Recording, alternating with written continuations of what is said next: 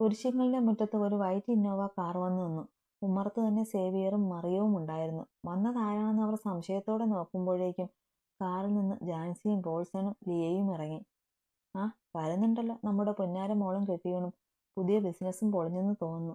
അപ്പോഴാണല്ലോ അവന് നമ്മളെ ഓർമ്മ വരുന്നത്. മിണ്ടാതിരിക്കും മനുഷ്യ, അവര് കേൾക്കും. കേൾക്കട്ടടി, കേട്ടാൽ എന്നതാ കുഴപ്പം? എങ്ങനെയെങ്കിലും തിരിച്ചു പോണെങ്കിൽ പൊയ്ക്കോട്ടെ. ദേ ഇച്ചായ, അവള് നമ്മുടെ മോള, അത് മറക്കണ്ട. ഉവ്വ, അത് പേരും മാത്രമേ ഉള്ളൂ, ഗുണത്തിലില്ല. ഈ മനുഷ്യൻ. ജാൻസിയുടെ വരവ് കണ്ട് സേവ്യർ താല്പര്യമില്ലാതെ മറിയത്തോട് ഓരോന്ന് പറഞ്ഞുകൊണ്ടിരുന്നു. എന്നതാ അപ്പച്ച അമ്മച്ചിയുടെ ചെവി തിന്നുന്നത്? ഉറച്ചു പറയും, ഞങ്ങളും കൂടി കേൾക്കട്ടെ രഹസ്യം. സേവിയറിന്റെ അടുത്തേക്ക് വന്ന് കയ്യിലുണ്ടായിരുന്ന ബാഗും മറ്റും ഉമ്മറത്തേക്ക് വെച്ചുകൊണ്ട് ജാൻസി പറഞ്ഞു. അതൊന്നുമില്ലടി മോളെ, പറമ്പിലൊക്കെ നിറയെ പെരിച്ചാഴികളാ. തക്കം കിട്ടിയാൽ വീടിനുള്ളിൽ കയറപ്പറ്റാൻ നോക്കി നടക്കുവാ അവറ്റങ്ങള്. എങ്ങനെയെങ്കിലും തുരത്തണമെന്ന് ഞാൻ അമ്മച്ചിയോട് പറയുമായിരുന്നു. ജാൻസി എന്തോ വലിയ കാര്യം കേട്ടതുപോലെയാണോ എന്ന ഭാവത്തിൽ മറിയത്ത് നോക്കി. അവർക്കാണെങ്കിൽ സേവ്യർ പറഞ്ഞത് കേട്ട് ചിരി വരുന്നുണ്ടായിരുന്നു. ചിരി ഒരു വിധത്തിൽ ഒതുക്കി അവർ ജാൻസിയെ നോക്കി അതേയെന്ന് തലയനക്കി. അല്ലടി മോളെ, ഇതെന്നതാ ബാഗൊക്കെ ആയിട്ട്? എവിടെയെങ്കിലും ടൂർ പോകുന്നുണ്ടോ നിങ്ങൾ? സേവ്യർ അവർ കൊണ്ടുവന്ന പെട്ടിയും ബാഗുമൊക്കെ നോക്കി സംശയത്തോടെ ചോദിച്ചു. ഏയ്, അതൊന്നും അല്ല വല്യപ്പച്ച. ഞങ്ങളിനി കുറച്ചുനാൾ ഇവിടെയാ താമസിക്കാൻ പോകുന്നത്. ലിയ മുന്നിൽ കയറി വന്ന് ആവേശത്തോടെ പറഞ്ഞു. ഇവിടെയോ? അതെന്നാ ഇപ്പോ അങ്ങനെയൊരു തീരുമാനം? എന്നതാ പോൾസ? കളരിക്കാൻ നിൽക്കാൻ കഴിയാത്ത വിധം എന്നതിലും പ്രശ്നമുണ്ടോ അവിടെ? ഏയ് ഇല്ല പച്ച, മോൾക്ക് ഏവിയേഷന് പോകാനാ താല്പര്യം. ഇവിടെ അടുത്തൊരു നല്ല ഇൻസ്റ്റിറ്റ്യൂട്ടിൽ അഡ്മിഷനും ശരിയാക്കിയിട്ടുണ്ട്. ഇവിടെ നിന്ന് പോകാനും വരാനും കൊച്ചിന് എളുപ്പമല്ലേ, അതുകൊണ്ട് ഇവിടെ നിൽക്കാമെന്ന് കരുതി. പോൾസൺ മുഖത്ത് വിനയം വാരി വിതറിക്കൊണ്ട് സേവ്യറിനോട് പറഞ്ഞു. ശരി, വന്ന കാര്യം നിൽക്കാതെ നിങ്ങൾ അകത്തേക്ക് ചെല്ല്. പിള്ളേരൊക്കെ അടുക്കളയിൽ കാണും. സേവ്യർ പറഞ്ഞതും ബാഗും എടുത്ത് ജാൻസിയും ലിയയും അകത്തേക്ക് പോയി. അളിയന്മാരും പിള്ളേരുമൊന്നും ഇല്ലേ അപ്പച്ച? അവന്മാര് കമ്പനിയിൽ പോയേക്കുവാ, ഉടനെ വരും. പിള്ളേരൊക്കെ കോളേജിൽ പോയി. അത്രയും പറഞ്ഞിട്ട് കൂടുതലൊന്നും സംസാരിക്കാൻ നിൽക്കാതെ സേവ്യറും മറിയവും അകത്തേക്ക് കയറിപ്പോയി. അങ്ങേർക്ക് പിടിച്ചിട്ടില്ലെന്ന് തോന്നുന്നു ഇങ്ങോട്ടേക്ക് വന്നത്. സ്വത്തുക്കളെല്ലാം കെട്ടിപ്പിടിച്ച് ഭൂതത്തെ പോലെ ഇരിക്കുക കിളവാൻ. ഇയാൾക്ക് അതങ്ങോട്ട് വീതിച്ചു കൊടുത്താലെന്നാ? വീതിച്ചാലും ജാൻസിക്ക് ഇനിയൊന്നും കിട്ടുമെന്ന് തോന്നുന്നില്ല. അവൾക്കുള്ളതെല്ലാം കൊടുത്തല്ലേ എന്റെ കൂടെ പറഞ്ഞു വിട്ടത്. അതെല്ലാം ഓരോ ബിസിനസ് ചെയ്ത് നശിപ്പിക്കുകയും ചെയ്തു. ഇനി ഇയാളെ മണിയടിച്ചു നിന്നാൽ എന്നതേലും കുറച്ചൊക്കെ ഒപ്പിച്ചേ പറ്റൂ. സേവ്യർ പോയ വഴിയെ നോക്കി മനസ്സിൽ എന്തൊക്കെയോ കണക്കും കൂട്ടി പോൾസണും അകത്തേക്ക് കയറി. സത്യം പറയടി, നീയും ഏട്ടനും കൂടി എന്നതായിരുന്നു അവിടെ പരിപാടി? ക്ലാസ്സിലേക്ക് പോകുന്ന വഴി ജെസിയെ ചോദ്യം ചെയ്യുകയാണ് കൃഷ്ണ. അതിനു മുന്നേ നീ പറ, എന്റെ അച്ചായനെ നീ എങ്ങനെയാ വളച്ചേ? ജെസി മറുചോദ്യം ചോദിച്ചു. ആവോ, എനിക്കറിയാൻ പാടില്ല. ഇന്നലെ രാത്രി എന്നെ വിളിച്ചിരുന്നു ജോ. ഉച്ചയ്ക്ക് ലൈബ്രറി വരാൻ പറഞ്ഞു. വന്നു, കൃഷ്ണ കൂസലില്ലാതെ പറഞ്ഞു. എന്നിട്ട്? ജെസി ആകാംക്ഷയോടെ ചോദിച്ചു. എന്നിട്ടെന്താ, എന്നെ ഇഷ്ടമാണെന്ന് പറഞ്ഞു, മിന്നു കെട്ടാമെന്ന് പറഞ്ഞു.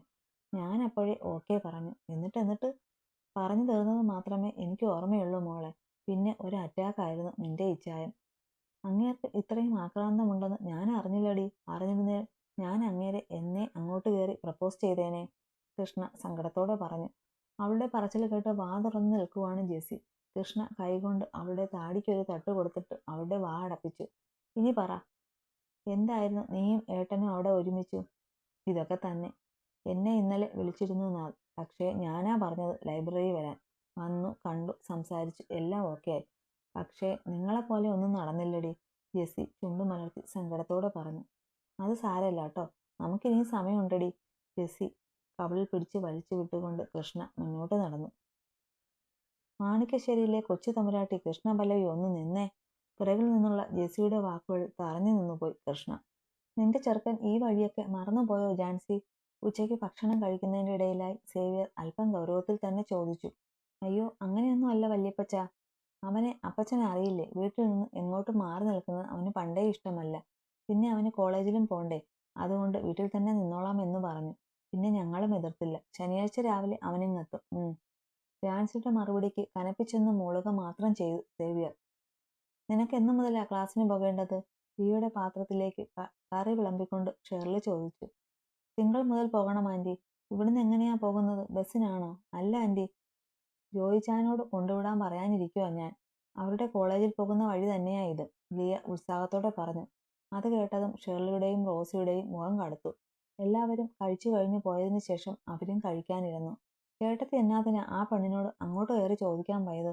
അവള് വല്ല ബസ്സിനും കയറി പോവില്ലായിരുന്നോ? റോസി അല്പം ദേഷ്യത്തിൽ തന്നെ ചോദിച്ചു. ഞാൻ ചോദിച്ചില്ലെങ്കിലും അവള് ജോയിച്ചന്റെ കൂടെ പോകാനേ നോക്കും. പെണ്ണിന് കുറച്ച് കൂടുന്നുണ്ട്. ജാൻസി ഓതി കൊടുക്കുന്നത് ഓരോന്ന് കേട്ട് എന്റെ ചെറുക്കന്റെ തോളത്ത് കയറാൻ വേണ്ടിയാവും ഈ വരവ് തന്നെ, ഷേർലി അമർഷത്തോടെ പറഞ്ഞു. ജോയിച്ചന്റെ തോളത്ത്? അതും ഈ നരന്ത് പെണ്ണ്? ഒന്ന് പോ ചേട്ടത്തി. നമ്മുടെ ജോയിച്ചന് പറ്റി നല്ല മൊഞ്ചത്തി പെണ്ണിനെ കർത്താവ് കണ്ടുവച്ചിട്ടുണ്ട്. ഈ തറവാടിന്റെ പടി ചവിട്ടി അവള് തന്നെ അവന്റെ പെണ്ണായി വരും. ചേട്ടത്തി നോക്കിക്കോ. റോസി ആത്മവിശ്വാസത്തോടെ പറഞ്ഞത് കേട്ടതും ഷേർലിയുടെ മനസ്സിലേക്ക് കൃഷ്ണയുടെ മുഖം മിഴിവോടെ തെളിഞ്ഞു വന്നു. അവർ ഒരു പുഞ്ചിരിയോടെ ആഹാരം കഴിക്കാൻ തുടങ്ങി. നിങ്ങളെ പിള്ളേരെ എല്ലാം കണ്ടു അല്ലേ? എന്നിട്ട് എന്നെ കൂടി കൊണ്ടുപോകാത്തത് എന്താ ചന്ദ്രേട്ടാ? എനിക്കും കൊതിയാവുന്നു അവരെയൊക്കെ ഒന്ന് കാണാൻ. രാവിലെ കോളേജിൽ വെച്ച് ജോബിനെയും കൂട്ടരെയും കണ്ട കാര്യം സുഭദ്രയോട് പറയുകയാണ് ചന്ദ്രൻ. അതോടെ സുഭദ്ര പരാതിക്കെട്ടടിക്കാൻ തുടങ്ങി. കൊണ്ടുപോകാടോ? ഇത് ഞാൻ പ്രതീക്ഷിച്ചതല്ലല്ലോ. അറിയാതെ പറ്റിപ്പോയതല്ലേ. ജോയലിനും ജിബിനും എന്നെ അറിയില്ലെന്ന് എനിക്ക് ഉറപ്പായിരുന്നു. പക്ഷേ ജോബിൻ, അവൻ എന്നെ അറിയാം എന്ന് കരുതി ഞാൻ. വല്യപ്പച്ചന്റെ പകർപ്പല്ലേ ചെക്കൻ. പെട്ടുവെന്ന് കരുതിപ്പോയി ഞാൻ. ചന്ദ്രൻ പേടിയോടെ പറഞ്ഞുകൊണ്ട് സുഭദ്രയെ നോക്കി. അയാളുടെ മുഖഭാവം കണ്ട് സുഭദ്രയ്ക്ക് ചിരി പൊട്ടി. അവർ അറിയാതെ ചിരിച്ചുപോയി. ചിരിക്കണ്ട താൻ. എന്റെ നല്ല ജീവനങ്ങ് പോയി പിള്ളേര് വന്ന് വളഞ്ഞപ്പോൾ. ചന്ദ്രനും ചിരിച്ചുപോയി. ചന്ദ്രേട്ടാ, വൈകിട്ട് മക്കളെ കൂട്ടാൻ പോകുമ്പോൾ എന്നെ കൂടി കൊണ്ടുപോകാമോ? അത് വേണോ ഭദ്രേ? ഞാൻ ഇന്ന് നാട്ടിലേക്ക് പോകണമെന്ന് നുണ പറഞ്ഞിട്ടാ അവിടുന്ന് രക്ഷപ്പെട്ടത്. ഇനി അങ്ങോട്ട് പോയാൽ ഓരോ ചോദ്യം ചോദിച്ചു കൊല്ലും അവന്മാരെന്നെ. തിരുച്ചിങ്കൽ സേവ്യറിന്റെ എല്ലാ ഗുണങ്ങളും കിട്ടിയിട്ടുണ്ട് പിള്ളേർക്ക്. ചന്ദ്രൻ ദയനീയമായി അവരെ നോക്കി. മുന്നിലേക്ക് പോകണ്ട ചന്ദ്രേട്ടാ, മറഞ്ഞൊന്ന് കണ്ടാൽ മതി. കൊതിയായിട്ടല്ലേ? എന്തോ ഇപ്പൊ കണ്ടില്ലെങ്കിൽ പിന്നെ ഒരിക്കലും കാണാൻ കഴിയില്ലെന്ന് ഒരു തോന്നൽ. സുഭദ്രയുടെ മുഖം പെട്ടെന്ന് മങ്ങി. അവർ ചന്ദ്രന്റെ നെഞ്ചിലേക്ക് മുഖം ഒളിപ്പിച്ചു. ഭദ്രേ, തനിക്കിതെന്ത് പറ്റി? എന്താ ഇപ്പോ ഇങ്ങനെയൊക്കെ തോന്നാൻ? അതിനു മാത്രം എന്താ ഇവിടെ ഉണ്ടായത്? ചന്ദ്രൻ വേവലാതിയോടെ ചോദിച്ചു. അയാളുടെ ചോദ്യം കേട്ടപ്പോൾ സുഭദ്ര ഞെട്ടിപ്പോയി. താൻ എന്താ പറഞ്ഞതെന്ന് അവർക്കും അപ്പോഴാണ് ഓർമ്മ വന്നത്. ഏയ്, അതൊന്നും ഇല്ല ചന്ദ്രേട്ടാ. പ്രായമായി വരികയല്ലേ, അതിന്റെ ആവും. മനുഷ്യനല്ലേ, എപ്പോഴും ഒരുപോലെ ഇരിക്കില്ലല്ലോ. എപ്പോഴാ എന്താ സംഭവിക്കുന്നതെന്ന് ആർക്കറിയാം? ഭദ്രേ, നിർത്തിക്കോ താൻ. കുറച്ചു ദിവസമായി തനിക്ക് ഇതുപോലെ സംസാരം തുടങ്ങിയിട്ട്. എന്താ തന്റെ മനസ്സിൽ? ചന്ദ്രൻ ദേഷ്യത്തിൽ അവരെ നെഞ്ചിൽ നിന്ന് വലിച്ചു മാറ്റിക്കൊണ്ട് ചോദിച്ചു.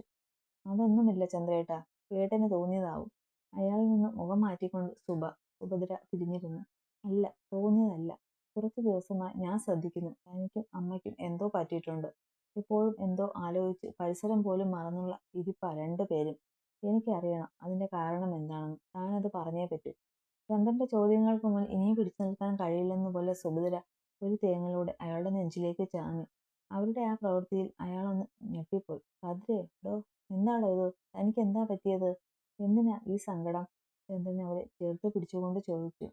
ഞാനും അമ്മയും കുറച്ചു ദിവസം മുമ്പ് തറവാട്ടമ്പലത്തിൽ പോയിരുന്നു. ഇവിടെ എന്തൊക്കെയോ അനിഷ്ടങ്ങൾ നടക്കാൻ പോകുന്നു എന്നൊരു തോന്നൽ അമ്മയ്ക്ക് നേരത്തെ ഉണ്ടായിരുന്നത് കൊണ്ടാ പെട്ടെന്ന് അവിടേക്ക് പോയത് തന്നെ. അവിടെ ചെന്ന് തിരുമേനിയെ കണ്ട് പ്രശ്നം വെപ്പിച്ചു. അമ്മയുടെ സംശയം ശരിയാണ്. നമ്മുടെ തറവാട്ടിൽ എന്തോ ദുരന്തം സംഭവിക്കാൻ പോകുന്നു എന്ന്. നമ്മുടെ കുഞ്ഞുങ്ങളുടെ ജാതകത്തിൽ അനാഥത്വം കാണിക്കുന്നുണ്ടെന്ന്. പിന്നെയും ഒരുപാട് പരീക്ഷണങ്ങൾ നമ്മുടെ കുട്ടികൾ ഒറ്റയ്ക്ക് നേരിടേണ്ടി വരും. മാണിക്യശ്ശേരിയിലെ അടിവേരിളക്കാൻ ശ്രമിക്കുന്ന ദുഷ്ടക്കൂട്ടങ്ങളാ ചുറ്റുമുള്ളതെന്ന്. നമ്മുടെ പിച്ചുമോളുടെ ജനന സമയം, അതിൽ ദോഷം കാണുന്നുണ്ട്. അതിന്റെ ഫലമായി പല അനിഷ്ടങ്ങളും വന്നു പോകുമെന്നാ തിരുമേനി പറഞ്ഞത്.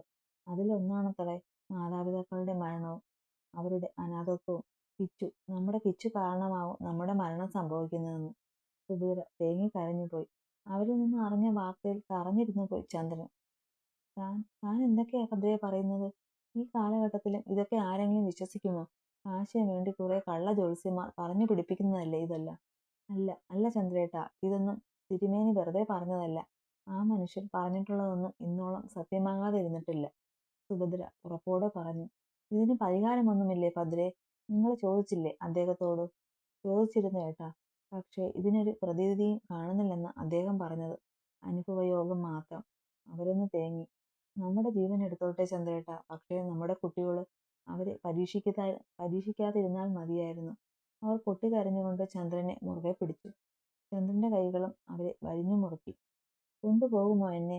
ഒന്ന് കണ്ടാൽ മതി എന്റെ ഷേർലിയുടെ മക്കളെ. ജോണച്ചായൻ ഓരോ തവണ അവരെപ്പറ്റി പറയുമ്പോഴും കൊതിച്ചിരുന്നു ഞാൻ എന്റെ മക്കളെ ഒന്ന് കാണാൻ. ഇനിയും കാത്തിരിക്കാൻ വയ്യ. കാണണം എനിക്ക്. കൊണ്ടുപോകാമോ എന്നെ? സുഭദ്ര സങ്കടത്താൽ വിങ്ങിപ്പൊട്ടി. കൊണ്ടുപോകാം, ഇന്ന് തന്നെ. ചന്ദ്രൻ അവരെ കൂടുതൽ തന്നിലേക്ക് ചേർത്ത് പിടിച്ചു. കോളേജിന്റെ പാർക്കിംഗ് ഏരിയയിൽ കാറിനുള്ളിൽ മക്കൾ വരുന്നതും കാത്തിരിക്കുകയാണ് ചന്ദ്രനും സുഭദ്രയും. ജോയലിനെയും ജോബിനെയും ജെസ്സിയെയും എല്ലാം നേരിൽ കാണാൻ പോകുന്നതിന്റെ ആകാംക്ഷയിലായിരുന്നു സുഭദ്ര അപ്പോഴും. ചന്ദ്രൻ അവരെ പുഞ്ചിരിയോടെ നോക്കിയിരുന്നു. ടെൻഷൻ കൊണ്ടാണെന്ന് തോന്നുന്നു അവർ ഇടയ്ക്കിടയ്ക്ക് കൈകൾ കൂട്ടിത്തിരുമുന്നുണ്ട്, കണ്ണുകൾ വല്ലാതെ പിടയ്ക്കുന്നത് പോലെ. ഡോ, താൻ എന്തായി കാണിക്കുന്നത്? എന്തിനാ ഇത്രയും ടെൻഷൻ? അത് ചന്ദ്രേട്ടാ, എൻ്റെ കുട്ടികൾ ഒന്ന് വേഗം കണ്ടാൽ മതി എനിക്ക്. എൻ്റെ ഭദ്രേ, നീ ഒന്ന് സമാധാനമായിരിക്കെ, അവരിപ്പോൾ വരും. ചന്ദ്രൻ അവരെ കുസൃതിയോടെ നോക്കി പറഞ്ഞുകൊണ്ട് തിരിഞ്ഞപ്പോൾ കണ്ടു ദൂരെ നിന്നും നടന്നു വരുന്ന കാശിയെ. അവനൊപ്പം തന്നെ ജെസ്സിയുമുണ്ട്. അവർക്ക് പിറകിലായി ജോയലും ജിബിനും ജോബിനും. ദേ വരുന്നുണ്ട് തൻ്റെ പുന്നാര മക്കൾ. ആവേശം മൂത്ത് കാറിൽ നിന്നൊന്നും പുറത്തിറങ്ങിയേക്കല്ലേ, ചന്ദ്രൻ ദയനീയമായി പറഞ്ഞു. അതെങ്ങനെ ശരിയാകും? എനിക്ക് സംസാരിക്കണം എൻ്റെ മക്കളോട്. കേട്ടൻ അവരോടെല്ലാം കൂട്ടായില്ലേ, അതുപോലെ എനിക്കും കൂട്ടാവണം, സുഭദ്ര വാശിയോട് പറഞ്ഞു. ഡോ, താൻ എന്താ തമാശ കളിക്കുവാണോ? കണ്ടാൽ മതിയെന്ന് പറഞ്ഞിട്ടല്ലേ ഞാൻ തന്നെ കൊണ്ടുവന്നത്. ഇവിടെ വന്നപ്പോൾ വാക്കു മാറിയോ? ആ, അങ്ങനെയാ. സംസാരിക്കണമെന്ന് പറഞ്ഞാൽ നിങ്ങൾ എന്നെ കൊണ്ടുവരുമായിരുന്നോ? അത് പറഞ്ഞ് അവർ വേഗം ഡോർ തുറന്ന് പുറത്തേക്കിറങ്ങി. ഡോ ഡോ, എങ്ങോട്ടായി ചാടി ഇറങ്ങി പോകുന്നത്? കുഴപ്പമാവുടോ, താൻ അകത്ത് കയറിയേ, ചന്ദ്രൻ അവരോട് പറഞ്ഞുകൊണ്ട് തലയിൽ കൈവച്ചു പോയി. അപ്പോഴേക്കും കാശിയും ജെസ്സിയും അവരെ കണ്ടിരുന്നു. കാശിയുടെ കാലുകൾ നിശ്ചലമായി. അമ്മ. അവന്റെ ചുണ്ടുകൾ പതിയെ മൊഴിഞ്ഞു. ജെസ്സി അത് വ്യക്തമായി തന്നെ കേട്ടു. അവളുടെ കണ്ണുകൾ തിളങ്ങി. അവൾ സുഭദ്രയെ നിറഞ്ഞ ചിരിയോടെ നോക്കി. ഡാ കാശി, അത് നിന്റെ വണ്ടിയല്ലേ? ജിബിൻ മുന്നോട്ട് വന്ന് കാശിയെ തട്ടി വിളിച്ചുകൊണ്ട് ചോദിച്ചു. ഏ, ആ അതെ, കാശി ഞെട്ടിക്കൊണ്ട് വേഗം പറഞ്ഞു. അതാരടാ വണ്ടിക്കടുത്ത് നിൽക്കുന്നത്? ജോബിൻ സംശയത്തോടെ ചോദിച്ചു. അത് അമ്മ. കാശി ഉമിനീർ ഇറക്കിക്കൊണ്ട് പറഞ്ഞപ്പോൾ തന്നെ ഡോർ തുറന്നു ചന്ദ്രൻ പുറത്തേക്കിറങ്ങി. ആഹാ, അച്ഛനും ഉണ്ടല്ലോ, വാടാ. ജോബിൻ കാശിയെ അവിടെ നിർത്തിക്കൊണ്ട് ജോയലിനെയും ജിബിനെയും വിളിച്ച് ചന്ദ്രനരികിലേക്ക് പോയി. എടി, കുഴപ്പമാവോ? കാശി പേടിയോടെ ജെസ്സിയെ നോക്കി. എന്ത് കുഴപ്പം? ഇങ്ങോട്ട് വാ നാഥ്. അവൾ കാശിയുടെ കൈയും പിടിച്ച് അവർക്ക് പിറകെ പോയി. അച്ഛാ, അച്ഛൻ വൈകിട്ട് പോകുമെന്ന് പറഞ്ഞിട്ട് ഇത് സർപ്രൈസായി പോയല്ലോ, ജോബിൻ ചന്ദ്രനെ പുണർന്നുകൊണ്ട് സന്തോഷത്തോടെ പറഞ്ഞു. പോകാൻ നിന്നതാ മോനെ, അപ്പോൾ ദാ ഇവൾക്ക് നിങ്ങളെ കാണണമെന്ന് പറഞ്ഞ് ഒരേ വാശി. എന്നാ പിന്നെ കൊണ്ടുവന്ന് കാണിച്ചേക്കാമെന്ന് കരുതി, ചന്ദ്രൻ കുസൃതിയോടെ പറഞ്ഞുകൊണ്ട് സുഭദ്രയെ നോക്കി. അവരുടെ കണ്ണുകൾ അപ്പോഴും അവരുടെ എല്ലാം മുഖമാകെ ഓടി നടക്കുകയായിരുന്നു. സന്തോഷത്തോടെ, കൗതുകത്തോടെ. അത് കണ്ട് ചന്ദ്രന്റെ ചൊടികൾ പുഞ്ചിരി വിരിഞ്ഞു. ജോബിനും ജോയലും ജിബിനും സുഭദ്രയെ നോക്കി. ഒരു സാധാ സെറ്റുമുണ്ടുമാണ് വേഷം. നിതംബം മുട്ടോളം മുടിയുണ്ട്. ഐശ്വര്യം തുളുമ്പുന്ന മുഖം, നെറ്റിയിൽ തെളിഞ്ഞു കാണുന്ന ചന്ദനക്കുറി. ഒറ്റ നോട്ടത്തിൽ കണ്ടാൽ കൃഷ്ണയെപ്പോലെ തന്നെ ഉണ്ട്. കൃഷ്ണയുടെ അതേ കണ്ണുകളാണ് സുഭദ്രയ്ക്കും. അവളെപ്പോലെ തന്നെ നാസികത്തുമ്പിൽ ഒരു കുഞ്ഞ് നീലക്കൽ മൂക്കുത്തിയും. സുഭദ്ര ഒരു പുഞ്ചിരിയോടെ ചന്ദ്രനരികിലേക്ക് വന്നു നിന്നു. അപ്പോഴേക്കും കാശിയും ജെസ്സിയും അങ്ങോട്ടേക്ക് വന്ന് അവരോടൊപ്പം നിന്നു. ഹായ് അമ്മ, ജോയൽ അവരെ നോക്കി ഒരു പുഞ്ചിരിയോടെ പറഞ്ഞു. സുഭദ്ര അവന് നിറഞ്ഞ പുഞ്ചിരി സമ്മാനമായി നൽകി. അവനെപ്പോലെ ഓരോരുത്തരും അവരെ പരിചയപ്പെട്ടു. ജെസ്സി അവരെ പുണർന്നുകൊണ്ട് അവളുടെ സന്തോഷം അറിയിച്ചു. ചന്ദ്രനെ പോലെ തന്നെ എല്ലാവരുമായി സുഭദ്രയും വേഗം കൂട്ടായി. അവർ ഒരുപാട് നേരം സംസാരിച്ചു നിന്നു. കുട്ടികളെല്ലാം ഏകദേശം കോളേജ് കോമ്പൗണ്ടിൽ നിന്നും പോയി കഴിഞ്ഞിട്ടുണ്ടായിരുന്നു. അവിടെയും ഇവിടെയും ഒന്ന് രണ്ട് പേര് മാത്രം ബാക്കിയായി. സംസാരിച്ചു നിന്ന് സമയം പോയത് അറിഞ്ഞില്ല. നിങ്ങൾക്ക് വീട്ടിലേക്ക് പോകണ്ടേ മക്കളെ? സുഭദ്ര സ്വയവെയുള്ള ചിരിയോടെ ചോദിച്ചു. കുറച്ചു കഴിഞ്ഞ് പോകാം അമ്മ, ഇനി എപ്പോഴാ കാണുകയെന്ന് അറിയില്ലല്ലോ, ജോയൽ പോകാൻ താല്പര്യമില്ലാത്തതുപോലെ പറഞ്ഞുകൊണ്ട് സുഭദ്രയോട് ഒന്നുകൂടി ചേർന്നു നിന്നു. അവർ വാത്സല്യത്തോടെ അവന്റെ തലയിൽ ഒന്ന് തഴുകി. എന്നിട്ട് മുടിയിൽ കൈ കടത്തി ഒന്ന് ഇളക്കി വിട്ടു. കുറുമ്പൻ, അവർ അവനെ കളിയാക്കി. ഞങ്ങൾക്കും. ജോബിനും ജിബിനും അവർക്ക് നേരെ കുനിഞ്ഞുകൊണ്ട് തല അവർക്ക് അടുത്തേക്ക് വെച്ചു കൊടുത്തു. അത് കണ്ട് ചന്ദ്രൻ ഉറക്കെ ചിരിച്ചുപോയി. ആ ചിരി എല്ലാവരിലേക്കും പടർന്നു. കുശുംബന്മാരുടെ കുശുമ്പ് തീർക്കാൻ സുഭദ്ര രണ്ട് കൈകൊണ്ടും അവരുടെ മുടിയിലും കൈ കടത്തി അതുപോലെ ഇളക്കി വിട്ടു. കാശി, കിച്ചുമോൾ എവിടെ? പെട്ടെന്ന് ഓർത്തതുപോലെ ചന്ദ്രൻ ചോദിച്ചു. അപ്പോഴാണ് എല്ലാവരും കൃഷ്ണയെ ഓർക്കുന്നത്. ജോയലിന് തന്റെ നെഞ്ച് ഇപ്പോൾ ഇടിച്ച് പുറത്തേക്ക് വരുമെന്ന് തോന്നിപ്പോയി. കൃഷ്ണ, അവൾ എവിടെ പോയി? ജോയൽ പരിഭ്രാന്തിയിലായി. എല്ലാവരും പരസ്പരം നോക്കി. അവൾ കൂടെ ഉണ്ടെന്ന് കരുതിയാണ് ശ്രദ്ധിക്കാതെ നടന്നു വന്നത്. പക്ഷേ അവളില്ലായിരുന്നു തങ്ങളുടെ കൂടെ. പിന്നെ അവൾ എവിടെ പോയി? എല്ലാവരും ഒരു നിമിഷം കണ്ണുകൾ കൊണ്ട് അവിടമാകെ അവൾക്ക് വേണ്ടി പരതി. പെട്ടെന്നാണ് കാശിയുടെ ഓർമ്മയിലേക്ക് ആ വാക്കുകൾ കടന്നു വന്നത്. റയാൻ ഇന്ന് കോളേജിൽ വന്നല്ലോ. നിങ്ങൾ ആരും കണ്ടില്ലേ? കൂടെ അവന്റെ ബാലുമുണ്ട്, ആ ബെന്നി. അവന്റെ തിരിച്ചുവരവ് കണ്ടിട്ട് എന്തോ തീരുമാനിച്ചു ഉറപ്പിച്ചതുപോലെ ഉണ്ട്. കാശി വേഗം ഓർമ്മയിൽ നിന്നും ഞെട്ടി ഉണർന്നു. ജോയിച്ചാ, പാടാ, എന്റെ കിച്ചു. അത്രയും പറഞ്ഞ് കോളേജ് കോമ്പൗണ്ടിനകത്തേക്ക് പാഞ്ഞു കാശി. അവനു പുറകെയായി ജോയലും ജിബിനും ജോബിനും ചന്ദ്രനും. ജെസ്സിയും സുഭദ്രയും തറഞ്ഞു നിന്നുപോയി. ഈശ്വരാ, എന്റെ കുഞ്ഞ്! സുഭദ്ര നെഞ്ചത്ത് കൈവച്ചു നിന്നുപോയി. അവരുടെ മനസ്സിലേക്ക് തിരുമേനി പറഞ്ഞ ഓരോന്നും കടന്നു വന്നു. അവരുടെ ശരീരം പേടിയാൽ വിറവൂണ്ടു. അവരുടെ അവസ്ഥ കണ്ട് ജെസ്സി വേഗം അവരെ ചേർത്തു പിടിച്ചു. ഒന്നുമില്ലമ്മ, അവൾ വാഷ്റൂമിലോ മറ്റോ പോയിട്ടുണ്ടാവും. ഉള്ളിൽ ഭയം നിറയുമ്പോഴും സുഭദ്രയെ സമാധാനിപ്പിക്കുകയാണ് ജെസ്സി. ഇതേ സമയം ഇരുട്ട് നിറഞ്ഞ ഒരു മുറിക്കുള്ളിൽ ശ്വാസത്തിനു വേണ്ടി പിടയുകയായിരുന്നു അവളുടെ കുഞ്ഞു ശരീരം.